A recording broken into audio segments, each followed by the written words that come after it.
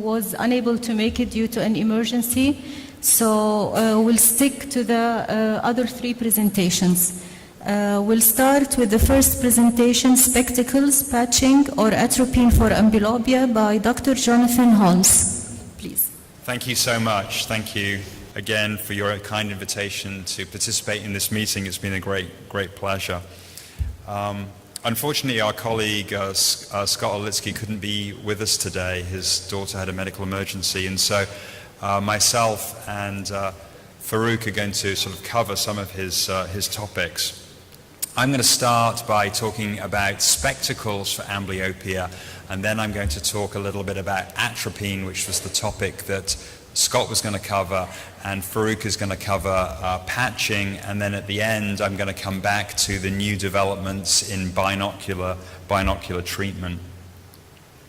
And I have grant funding from the National Eye Institute, the NIH, in the States for this, but I have no financial interests, and usually I have to declare that these are off-label uses of atropine that we're talking about.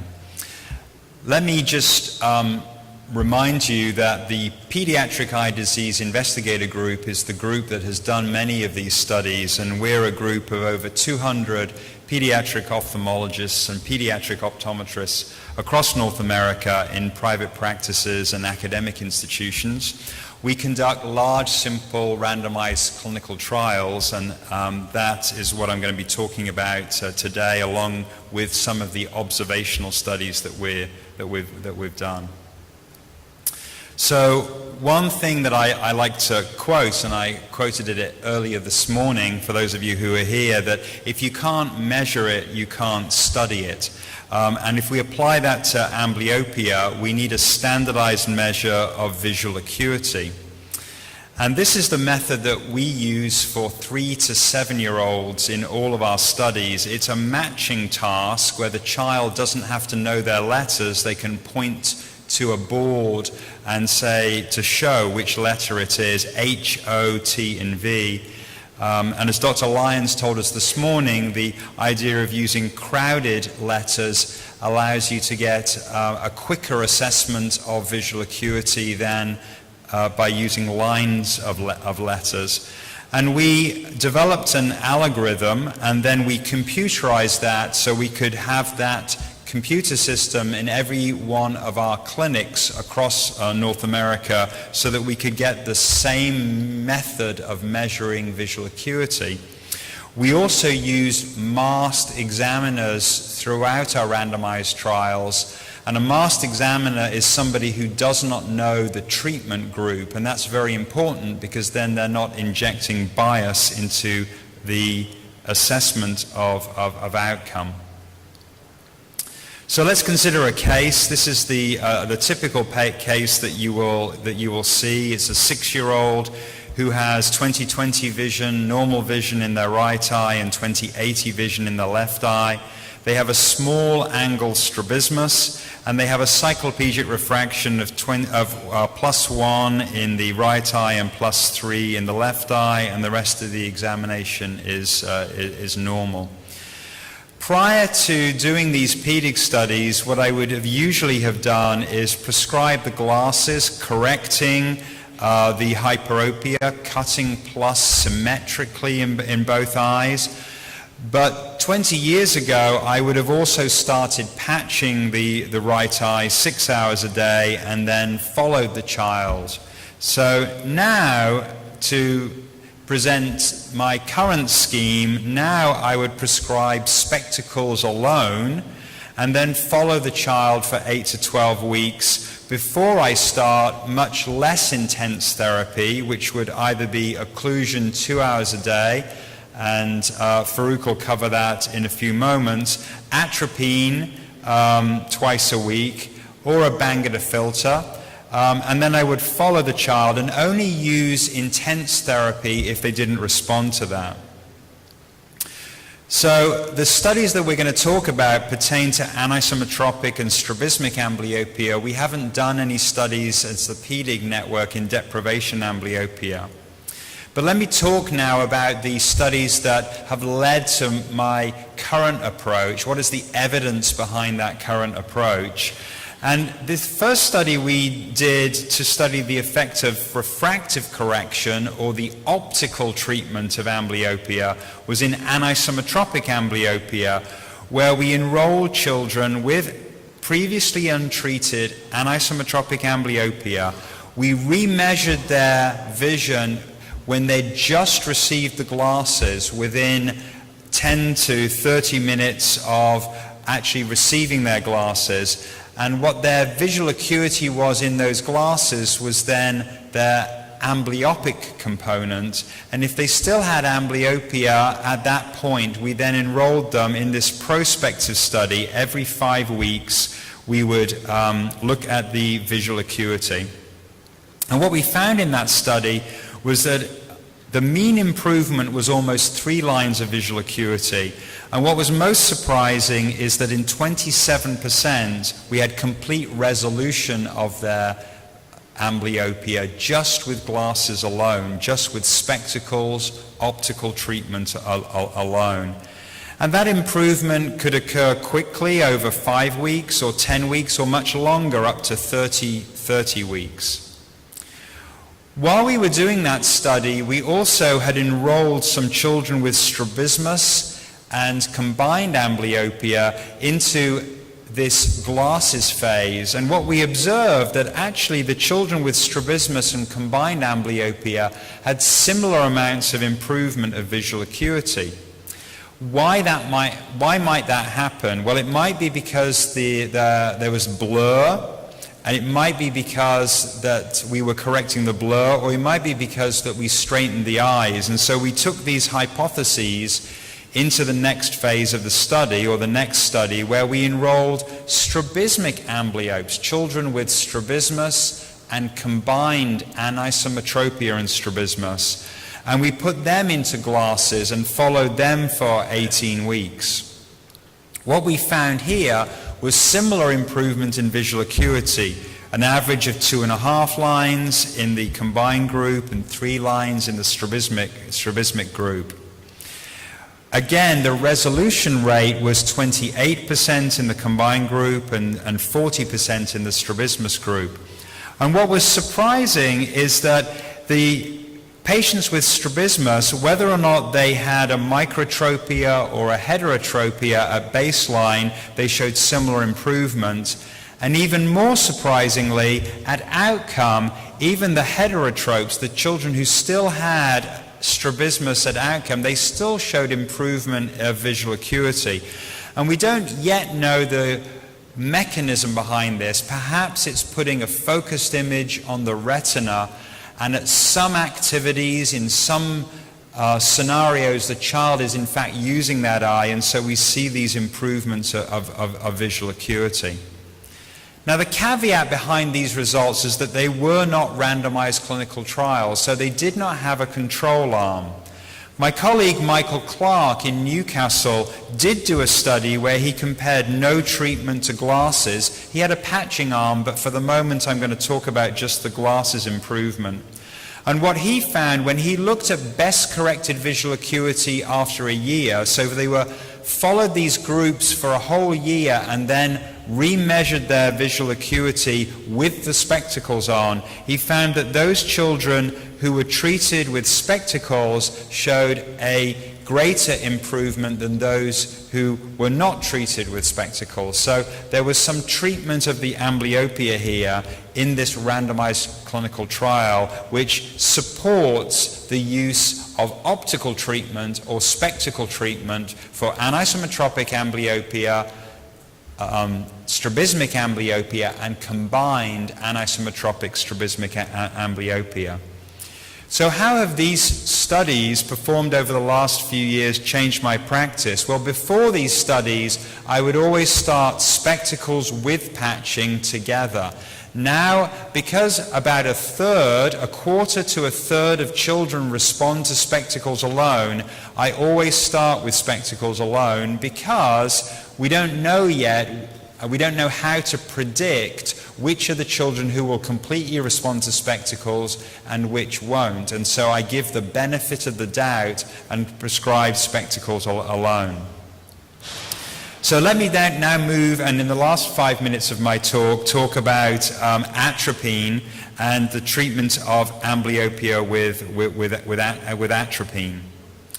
So our first study as a PD group, and now we're going back over 20 years, was to compare occlusion, patching, to atropine. And at the time, and Farouk will talk about this in a few moments, we were using more patching than we do now. So we would start with 6 hours a day. That's how we were doing it 20 years ago. But my colleagues David Guyton and Michael Repka at Johns Hopkins, they were reporting good results with atropine penalization. And so we did this randomized trial where we randomized children, half of them got occlusion and half of them got atropine.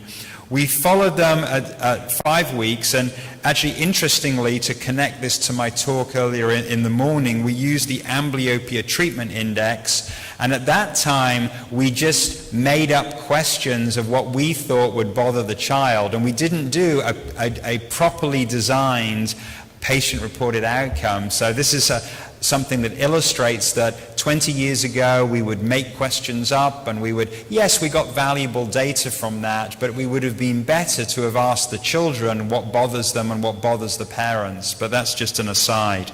In this study, we randomized the children to part-time patching versus daily atropine, and we followed them and got a visual acuity as a primary outcome at 6 months of treatment. And what surprised some of us and did change our practice significantly 20 years ago was that there was a similar improvement of visual acuity when we compared the visual acuity outcomes of the children who received patching for 6 months and the children who received atropine for 6 months. Now we know that atropine lasts a long time, so in the next study we asked the question, can we use it less than once a day? And we did a follow-up study where we randomized children to daily atropine versus weekend atropine, and we did a masked assessment at 17 weeks. And what we found in this study was there was very similar improvement in the amblyopic eye visual acuity between those that were receiving daily atropine and those who were receiving weekend atropine. We chose weekend because we felt that the parents were more likely to remember on their weekly routine to do it on a Saturday and Sunday, but there's no magic to this. It could possibly be any 2 days or 2 days that are spread apart, Wednesday and Saturday, something like that, although we haven't tested that hypothesis. Now, we talked about this yesterday morning, a few of us, which is what about how do you make atropine work even better? And the way you can enhance the effect of atropine, because most children are hyperopic, you can remove the hyperopic correction and put a plano lens in front of that eye. So what we did in this follow-up study is we took children who had at least plus 150 of hyperopia, and we randomized them to weekend atropine versus weekend atropine with a plano lens. And again, we followed them for about 18 weeks. And what was interesting in this particular study is that we found no difference between these two strategies for the initial treatment of amblyopia. In other words, we found similar improvement of amblyopic visual acuity. But what we did find, and we mentioned this yesterday morning, was that, in fact, yesterday afternoon, was the fact that we had more reverse amblyopia when we used the plano lens, that we had a drop of one or more lines in the sound eye, in the non-amblyopic eye, only 4% of the time when we used atropine alone, but when we took the plus lens away and made the effect stronger, 17%. Now the good news is that they all returned to baseline, but 2 of them required treatment for their reverse amblyopia. And so it's extrememly important that you tell the parents that this treatment that you're about to prescribe is very, very effective and can damage the good eye, and so we have to monitor that. And we all have anecdotes in our practices of children who've been treated this way and have not come back on schedule, come back 6 months later with reduced vision in the non-amblyopic eye, and so we have to be aware of that. What about severe amblyopia? And we had this discussion yesterday a little bit, which is that we used to think that you could only use atropine in children who had moderate amblyopia because you needed to switch fixation. And so what we found is that in these studies, we actually included children up to 2,400 and randomized them to these groups. And what we found is that in these children with severe amblyopia, we had dramatic improvement of their amblyopic eye visual acuity, an average of 4.5 lines and 5 lines in these 2 studies, because we had included these severe amblyopes. We felt it was reasonable to try that in these studies because these were relatively short studies, 17, 18 weeks. And so there seems to be a little bit of a paradox here, which is that contrary to what we used to think, that we used to think if we didn't see a switch of fixation, then it wasn't working. In fact, you can see some improvement in visual acuity in many children with that. And so Dr. Lyon shared with us a case yesterday afternoon of profound amblyopia, and we were brainstorming about what might we try in those very severe amblyopes. And I think that using atropine with a planar lens, I think, is worth a try in some of these very profound amblyopes, even when you don't see a switch of fixation. Because again, it may be at some distances when the children are looking at things very close, that they may use that amblyopic eye in those circumstances that in your clinical testing at 1/3 of a meter you may not see a switch of fixation, but they may in fact switch fixation enough to make atropine, particularly with a planar lens, effective. Now, although I said that we didn't see a difference between atropine and atropine plus a planar lens, the study I mentioned was in new amblyopes. I think it still has a place in these residual amblyopes. And again, another suggestion that that's reasonable would be that we did see induction of reverse amblyopia much more often when we used a planar lens, which tells us that using a planar lens with atropine is a very profound way of treating amblyopia. So how have these studies changed my personal practice? Well, I often offer weekend atropine as an alternative to patching, particularly if patching fails. And if the parents are reluctant to patch their child, I will offer atropine as a first-line therapy, as an option as an alternative to patching. I do use a planar lens, particularly in these severe amblyopes, but I follow those children very carefully, and I get very worried about them if they don't come back, to the extent that I try to put in place other measures to make sure the children come back, have my team call the family to make sure that they return, just so that we don't leave these children developing reverse amblyopia. And atropine appears to be an effective treatment, even in severe cases, not every severe case, but some severe cases, even when we don't see this switch of fixation. Thank you very much.